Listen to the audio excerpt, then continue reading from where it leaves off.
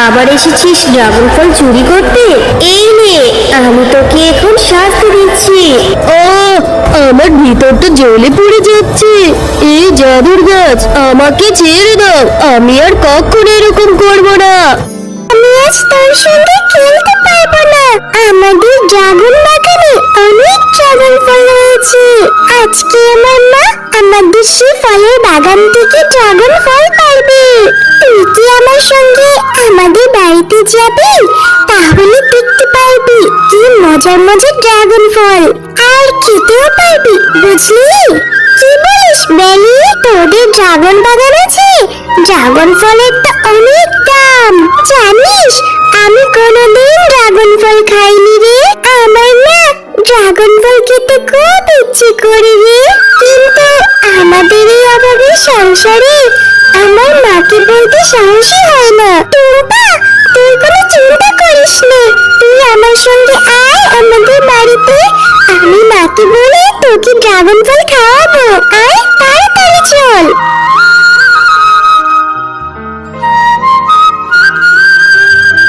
তারপর টুম্পা দেখলো বেলির মা অনেক ড্রাগন ফল পাচ্ছে। তারপর টুম্পা বাঘিনীকে বলল, ও বাঘিনী মা, আমাকে কিছু ড্রাগন ফল দাও না গো খেতে। আমি কোনোদিন ড্রাগন ফল খাইনি। কোথা থেকে যে আসে এই ছোট লোকের বাচ্চাটা? এই, তুই কি জানিস এই ড্রাগন ফলের দাম কত? তোর মাকে বলতে পারিসনি ড্রাগন ফল কিনে খাওয়াইতে? আমি তোকে কোনো ড্রাগন ফল দিতে পারবো না। তোর মাকে যেয়ে বল কিনে খাওয়াইতে।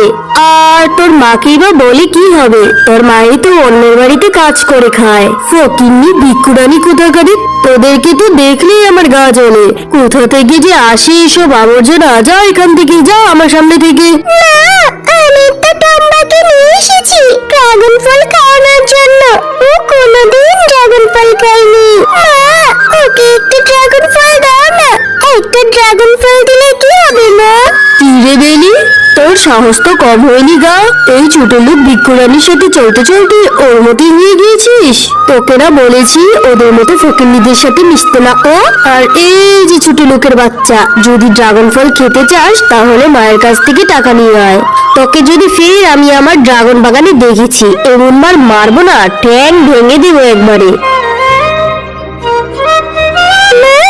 জানো, বেলিতে ড্রাগন বাগানে না অনেক ড্রাগন ফল হয়েছে, আর বেলিও আমাকে নিয়ে যায় ড্রাগন ফল খাওয়ানোর জন্য। আমি যখন বেলির মার কাছে একটি ড্রাগন ফল চাই, বেলির মা তো আমাকে ড্রাগন ফল দিলই না, আরো অনেক কথা শুনিয়ে তাড়িয়ে দিল। আমরা নাকি ছোট লোক ভিক্ষুরানি, আমাদের সাথে নাকি মিশতে দিবে না বেলিকে। আর কি বলেছে মা জানো? আমি নাকি আবার কোনোদিন ওদের বাগানে গেলে আমার ঠ্যাং ভেঙে দেবে। তুই কেন গিয়েছিলি রে মা অন্যের বাড়িতে ড্রাগন ফল চাইতে? আমি অন্যের বাড়িতে কাজ করি, 2 টাকা ইনকাম করি। থাক মা, তুই কষ্ট পাস না।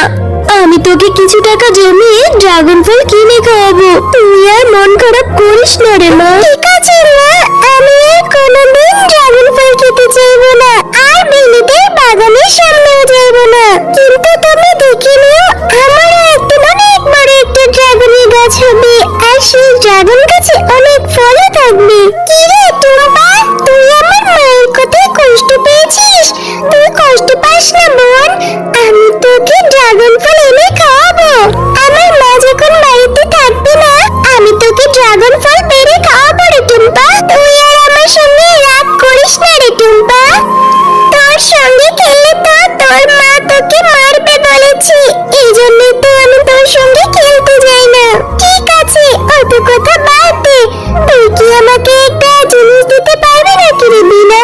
তুই কি আমাকে তোদের বাগান থেকে একটা ড্রাগন ফলের চারা এনে দিতে পারবি? ঠিক আছে রে টুম্পা, আমি এনে দিতে পারবো। আর মাও এখন বাড়িতে নেই, আমি এই যাব এই আসবো। তারপর বেলি তাড়াতাড়ি চলে যায় ড্রাগন গাছের চারা আনার জন্য।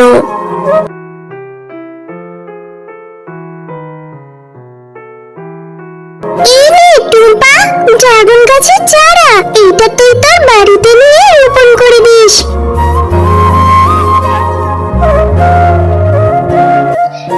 এরপর টুম্পা ড্রাগন ফল গাছের চারা নিয়ে বাড়িতে চলে আসে।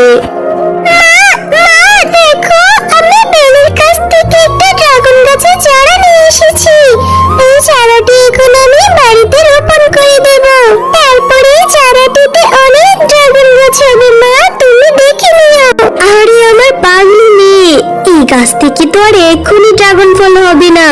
গাছটি ধীরে ধীরে বড় হবে, অনেকদিন যাবে, তারপর না ড্রাগন ফল দেবে। আগে তুই চারাটি রোপণ কর। এরপর টুম্পা তার বাড়ির পাশেই চারাটি রোপণ করে দেয়। তারপর থেকে টুম্পা তার গাছটির অনেক যত্ন এবং পরিচর্যা করতে থাকে। কয়েক মাস পর ড্রাগন গাছটি অনেক বড় হয়ে যায়, আর সেই গাছেও অনেক ড্রাগন ফল ধরে। দেখে যাও কি হয়েছে। আমার সেই ড্রাগন গাছটি কত বড় হয়ে গিয়েছে।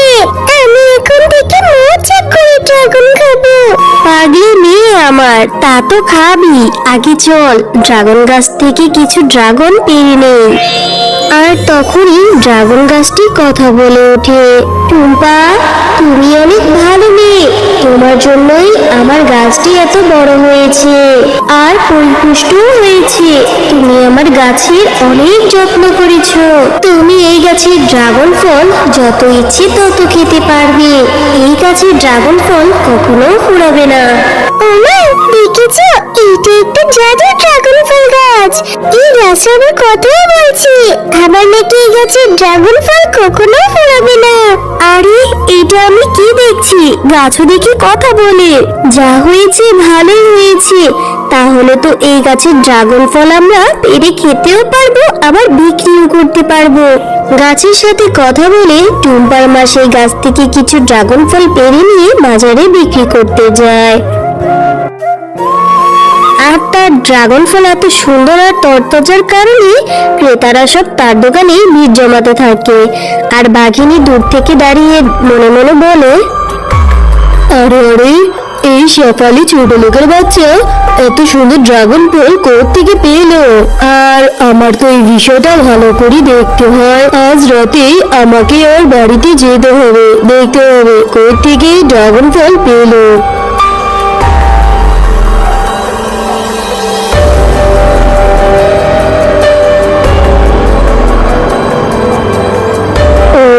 তাহলে এই ব্যাপার, মুখপুরীরা তাহলে ড্রাগন ফল গাছ লাগিয়েছে। আমার সঙ্গে তোরা পাল্লা দিবি হতচ্ছাড়ি। দাঁড়া, এক্ষুনি দেখাচ্ছি মজা। বাঘিনী, তুই অনেক খারাপ। তুই সেদিন ছোট্ট মেয়ে টুম্পাকে একটি ড্রাগন ফলের জন্য অনেক কথা শুনিয়েছিস, আবার এসেছিস ড্রাগন ফল চুরি করতে। এই নে, আমি তোকে এখন শাস্তি দিচ্ছি। ও, আমার ভিতরটা জ্বলে পড়ে যাচ্ছে। এই জাদুর গাছ, আমাকে ছেড়ে দাও, আমি আর কখনো এরকম করবো না। শেফা বোন, আমাকে তুই ক্ষমা করে দে। জাদুর ড্রাগন ফল গাছ, বাঘিনী ভাবিকে তুমি ক্ষমা করে দাও। আমিও তাকে ক্ষমা করে দিয়েছি, আর উনি তো ওনার ভুল বুঝতে পেরেছে।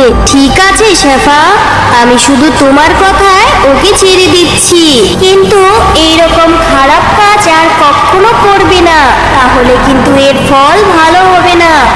হ্যালো বন্ধুরা, গল্পটি ভালো লেগে থাকলে চ্যানেলটি সাবস্ক্রাইব করে দিবেন এবং পাশে থাকা বেল আইকনে প্রেস করে আমার পাশেই থাকবেন। ধন্যবাদ।